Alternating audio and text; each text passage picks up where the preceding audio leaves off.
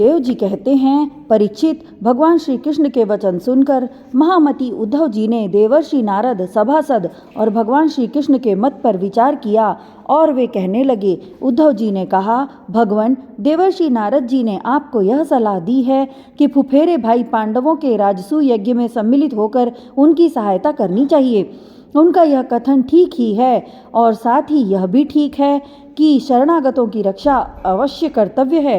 प्रभु, जब हम इस दृष्टि से विचार करते हैं कि राजसूय यज्ञ वही करा सकता है जो 10 दिशाओं पर विजय प्राप्त कर ले, तब हम इस निर्णय पर बिना किसी दुविधा के पहुंच जाते हैं कि पांडवों के यज्ञ और शरणागतों की रक्षा दोनों कामों के लिए जरासंध को जीतना आवश्यक है। प्रभु, केवल जरासंध को जीत लेने से ही हमारा महान उद्देश्य सफल हो जाएगा, साथ ही उससे सुयश की भी प्राप्ति हो जाएगी। राजा जरासंध बड़े बड़े लोगों के भी दांत खट्टे कर देता है, क्योंकि 10,000 हाथियों का बल उसे प्राप्त है। उसे यदि हरा सकते हैं तो केवल भीमसेन, क्योंकि वे भी वैसे ही बली हैं। उसे आपने आमने सामने के युद्ध में एक वीर जीत ले, यही सबसे अच्छा है। 100 अक्षौहिणी सेना लेकर जब वह युद्ध के लिए खड़ा होगा, उस समय उसे जीतना आसान न होगा। जरासंध बहुत बड़ा ब्राह्मण भक्त है। यदि ब्राह्मण उससे किसी बात की याचना करते हैं तो वह कभी कोरा जवाब नहीं देता। इसलिए भीमसेन ब्राह्मण के वेश में जाएं और उससे युद्ध की भिक्षा मांगे। भगवान, इसमें संदेह नहीं कि यदि आपकी उपस्थिति में भीमसेन और जरासंध का द्वंद्व युद्ध हो तो भीमसेन उसे मार डालेंगे।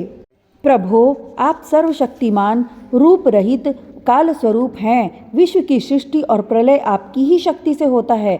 ब्रह्मा और शंकर तो उसमें निमित्त मात्र हैं। इसी प्रकार जरासंध का वध तो होगा आपकी शक्ति से, भीमसेन केवल उसमें निमित्त मात्र बनेंगे। जब इस प्रकार आप जरासंध का वध कर डालेंगे, तब कैद में पड़े हुए राजाओं की रानियां अपने महलों में आपकी इस विशुद्ध लीला का गान करेंगी कि आपने उनके शत्रु का नाश कर दिया और उनके प्राण पतियों को छुड़ा दिया। ठीक वैसे ही जैसे गोपियां शंखचूड़ से छुड़ाने की लीला का, आपके शरणागत मुनि गण गजेंद्र और जानकी जी के उद्धार की लीला का, तथा हम लोग आपके माता पिता को कंस के कारागार से छुड़ाने की लीला का गान करते हैं। इसलिए प्रभु, जरासंध का वध स्वयं ही बहुत से प्रयोजन सिद्ध कर देगा। बंदी नरपतियों के पुण्य परिणाम से अथवा जरासंध के पाप परिणाम से सच्चिदानंद स्वरूप श्री कृष्ण, आप भी तो इस समय राजसूय यज्ञ का होना ही पसंद करते हैं। इसलिए पहले आप वहीं पधारिए। श्री सुखदेव जी कहते हैं, परीक्षित, उद्धव जी की यह सलाह सब प्रकार से हितकर और निर्दोष थी। देवर्षि नारद, यदुवंश के बड़े बूढ़े और स्वयं भगवान श्री कृष्ण ने भी उनकी बात का समर्थन किया। अब अंतर्यामी भगवान श्री कृष्ण ने वासुदेव आदि गुरुजनों से अनुमति लेकर दारुक, जैत्र आदि सेवकों को इंद्रप्रस्थ जाने की तैयारी करने के लिए आज्ञा दी। इसके बाद भगवान श्री कृष्ण ने यदुराज उग्रसेन और बलराम जी से आज्ञा लेकर बाल बच्चों के साथ रानियों और उनके सब सामानों को आगे चला दिया और फिर दारुक के लाए हुए गरुड़ ध्वज रथ पर स्वयं सवार हुए। इसके बाद रथों, हाथियों, घुड़सवारों और पैदलों की बड़ी भारी सेना के साथ उन्होंने प्रस्थान किया। उस समय मृदंग, नगाड़े, ढोल, शंख और नारसिंहों की ऊंची ध्वनि से 10 दिशाएं गूंज उठी।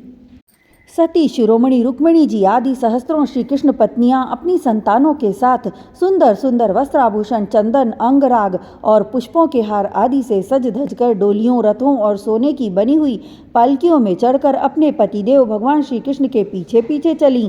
पैदल सिपाही हाथ में ढाल तलवार लेकर उनकी रक्षा करते हुए चल रहे थे। इसी प्रकार अनुचरों की स्त्रियां और वारांगनाएं भली भांति श्रृंगार करके खस आदि की झोपड़ियों, भांति भांति के तंबुओं, कनातों, कंबलों और ओढ़ने बिछौने आदि की सामग्रियों को बैलों, भैंसों, गधों और खच्चरों पर लादकर तथा स्वयं पालकी, ऊंट, छकड़ों और हथनियों पर सवार होकर चलीं। जैसे मगरमच्छों और लहरों की उछाल कूद से क्षुब्ध समुद्र की शोभा होती है, ठीक वैसे ही अत्यंत कोलाहल से परिपूर्ण फहराती हुई बड़ी बड़ी पताकाओं, छत्रों, चवरों, श्रेष्ठ अस्त्र शस्त्रों, वस्त्राभूषणों, मुकुटों, कवचों और दिन के समय उन पर पड़ती हुई सूर्य की किरणों से भगवान श्री कृष्ण सेना अत्यंत शोभायमान हुई। देवर्षि नारद जी ही भगवान श्री कृष्ण से सम्मानित होकर और उनके निश्चय को सुनकर बहुत प्रसन्न हुए। भगवान के दर्शन से उनका हृदय और समस्त इंद्रियां परमानंद में मग्न हो गई। विदा होने के समय भगवान श्री कृष्ण ने उनका नाना प्रकार की सामग्रियों से पूजन किया। अब देवर्षि नारद ने उन्हें मन ही मन प्रणाम किया और उनकी दिव्य मूर्ति को हृदय में धारण करके आकाश मार्ग से प्रस्थान किया। इसके बाद भगवान श्री कृष्ण ने जरासंध के बंदी नरपतियों के दूतों को अपनी मधुर वाणी से आश्वासन देते हुए कहा, दूत, तुम अपने राजाओं से जाकर कहना, डरो मत, तुम लोगों का कल्याण हो। मैं जरासंध को मरवा डालूंगा। भगवान की ऐसी आज्ञा पाकर वह दूत गिरिब्रज चला गया और नरपतियों को भगवान श्री कृष्ण का संदेश ज्यों का त्यों सुना दिया। वे राजा भी कारागार से छूटने के लिए शीघ्र से शीघ्र भगवान के शुभ दर्शन की बाट जोहने लगे। परीक्षित, अब भगवान श्री कृष्ण आनर्त, सौवीर, मरु, कुरुक्षेत्र और उनके बीच में पड़ने वाले पर्वत, नदी, नगर, गांव, अहीरों की बस्तियां तथा खानों को पार करते हुए आगे बढ़ने लगे। भगवान मुकुंद मार्ग में दृश्यद्वती एवं सरस्वती नदी पार करके पांचाल और मत्स्य देशों में होते हुए इंद्रप्रस्थ जा पहुँचे। परीक्षित, भगवान श्री कृष्ण का दर्शन अत्यंत दुर्लभ है। जब अजात शत्रु महाराज युधिष्ठिर को यह समाचार मिला कि भगवान श्री कृष्ण पधार गए हैं, तब उनका रोम रोम आनंद से खिल उठा। वे अपने आचार्यों और स्वजन संबंधियों के साथ भगवान की अगवानी करने के लिए नगर से बाहर आए। मंगल गीत गाए जाने लगे, बाजे बजने लगे। बहुत से ब्राह्मण मिलकर ऊंचे स्वर से वेद मंत्रों का उच्चारण करने लगे। इस प्रकार वे बड़े आदर से ऋषिकेश भगवान का स्वागत करने के लिए चले, जैसे इंद्रियां मुख्य प्राण से मिलने जा रही हों। भगवान श्री कृष्ण को देखकर राजा युधिष्ठिर का हृदय स्नेहातिरेक से गदगद हो गया। उन्हें बहुत दिनों पर अपने प्रियतम भगवान श्री कृष्ण को देखने का सौभाग्य प्राप्त हुआ था, अतः वे उन्हें बार बार अपने हृदय से लगाने लगे। भगवान श्री कृष्ण का श्री विग्रह भगवती लक्ष्मी जी का पवित्र और एकमात्र निवास स्थान है। राजा युधिष्ठिर अपनी दोनों भुजाओं से उसका आलिंगन करके समस्त पाप तापों से छुटकारा पा गए। वे सर्वतो भावेन परमानंद के समुद्र में मग्न हो गए। नेत्रों में आंसू झलक आए, अंग अंग पुलकित हो गया। उन्हें इस विश्व प्रपंच के भ्रम का तनिक भी स्मरण न रहा। तदनंतर भीमसेन ने मुस्कुराकर अपने ममेरे भाई श्री कृष्ण का आलिंगन किया। इससे उन्हें बड़ा आनंद मिला। उस समय उनके हृदय में इतना प्रेम उमड़ा कि उन्हें ब्रह्मा विस्मृति सी हो गई। नकुल, सहदेव और अर्जुन ने भी अपने परम प्रियतम और हितैषी भगवान श्री कृष्ण का बड़े आनंद से आलिंगन प्राप्त किया। उस समय उनके नेत्रों में आंसुओं की बाढ़ सी आ गई थी। अर्जुन ने पुनः भगवान श्री कृष्ण का आलिंगन किया। नकुल और सहदेव ने अभिवादन किया और स्वयं भगवान श्री कृष्ण ने ब्राह्मणों और कुरुवंशी वृद्धों को यथा योग्य नमस्कार किया। कुरु, सृंजय और कैकेय देश के नरपतियों ने भगवान श्री कृष्ण का सम्मान किया और भगवान श्री कृष्ण ने भी उनका यथोचित सत्कार किया। सूत, मागध, बंदीजन और ब्राह्मण भगवान की स्तुति करने लगे तथा गंधर्व, नट, विदूषक आदि मृदंग, शंख, नगाड़े, बीणा, ढोल और नारसिंगे बजा बजाकर कमल नयन भगवान श्री कृष्ण को प्रसन्न करने के लिए नाचने गाने लगे। इस प्रकार परम यशस्वी भगवान श्री कृष्ण ने भी उनका यथोचित सत्कार किया। सूत, मागध, बंदीजन और ब्राह्मण भगवान की स्तुति करने लगे तथा गंधर्व, नट, विदूषक आदि मृदंग, शंख, नगाड़े, बीणा, ढोल और नरसिंग बजा बजाकर कमल नयन भगवान श्री कृष्ण को प्रसन्न करने के लिए नाचने गाने लगे। इस प्रकार परम यशस्वी भगवान श्री कृष्ण ने अपने सुहृद जनों के साथ सब प्रकार से सुसज्जित इंद्रप्रस्थ नगर में प्रवेश किया। उस समय लोग आपस में भगवान श्री कृष्ण की प्रशंसा करते चले जा रहे थे।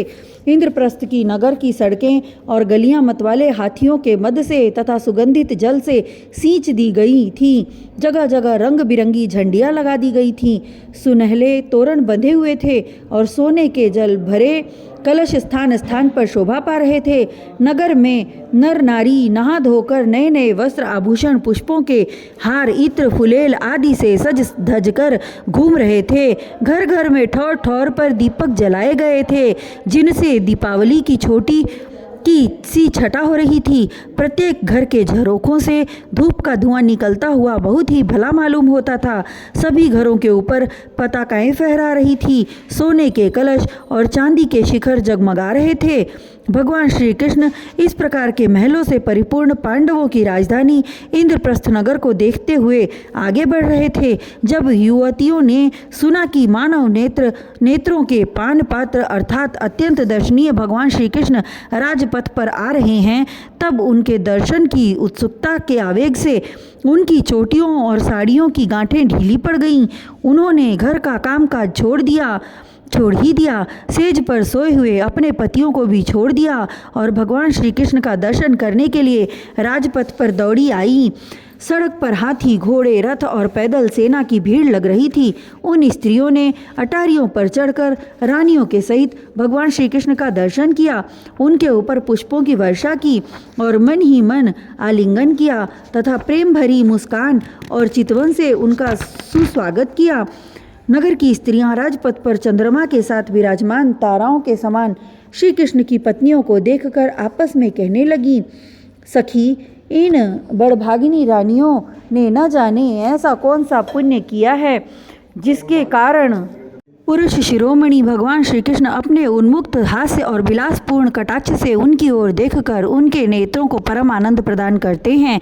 इसी प्रकार भगवान श्री कृष्ण राजपथ से चल रहे थे। स्थान स्थान पर बहुत से निष्पाप धनी, मानी और शिल्पजीवी नागरिकों ने अनेकों मांगलिक वस्तुएं ला लाकर उनकी पूजा अर्चा और स्वागत सत्कार किया। अंतःपुर की स्त्रियां भगवान श्री कृष्ण को देखकर प्रेम और आनंद से भर गईं। उन्होंने अपने प्रेम विवल और आनंद से खिले नेत्रों द्वारा भगवान का स्वागत किया और श्री कृष्ण उनका स्वागत सत्कार स्वीकार करते हुए राजमहल में पधारे। जब कुंती ने अपने त्रिभुवनपति भतीजे श्री कृष्ण को देखा, तब उनका हृदय प्रेम से भर आया। वे पलंग से उठकर अपनी पुत्रवधू द्रौपदी के साथ आगे आईं और भगवान श्री कृष्ण को हृदय से लगा लिया। देव देवेश्वर भगवान श्री कृष्ण को राजमहल के अंदर लाकर राजा युधिष्ठिर आदर भाव और आनंद के उद्वेग से आत्मविस्मृत हो गए। उन्हें इस बात की भी सुधि न रही कि किस क्रम से भगवान की पूजा करनी चाहिए। भगवान श्री कृष्ण ने अपनी बुआ कुंती और गुरुजनों की पत्नियों का अभिवादन किया। उनकी बहन सुभद्रा और द्रौपदी ने भगवान को नमस्कार किया। अपनी सास कुंती की प्रेरणा से द्रौपदी ने वस्त्र, आभूषण, माला आदि के द्वारा रुक्मिणी, सत्यभामा, भद्रा, जामवंती, कालिंदी, मित्रविंदा, लक्ष्मणा और परम साध्वी सत्या भगवान श्री कृष्ण की इन पटरानियों का तथा वहां आई हुई श्री कृष्ण की अन्यान्य रानियों का भी यथा योग्य सत्कार किया। धर्मराज युधिष्ठिर ने भगवान श्री कृष्ण को उसकी सेना, सेवा, मंत्री और पत्नियों के साथ ऐसे स्थान में ठहराया जहां उन्हें नित्य नई नई सुख की सामग्रियां प्राप्त हों। अर्जुन के साथ रहकर भगवान श्री कृष्ण ने खांडव वन का दाह करवाकर अग्नि को तृप्त किया था और मायासुर को उससे बचाया था। परीक्षित, उस मायासुर ने ही धर्मराज युधिष्ठिर के लिए भगवान की आज्ञा से एक दिव्य सभा तैयार कर दी। भगवान श्री कृष्ण राजा युधिष्ठिर को आनंदित करने के लिए कई महीनों तक इंद्रप्रस्थ में ही रहे। वे समय समय पर अर्जुन के साथ रथ पर सवार होकर विहार करने के लिए इधर उधर चले जाया करते थे। उस समय बड़े बड़े वीर सैनिक भी उनकी सेवा के लिए साथ साथ जाते।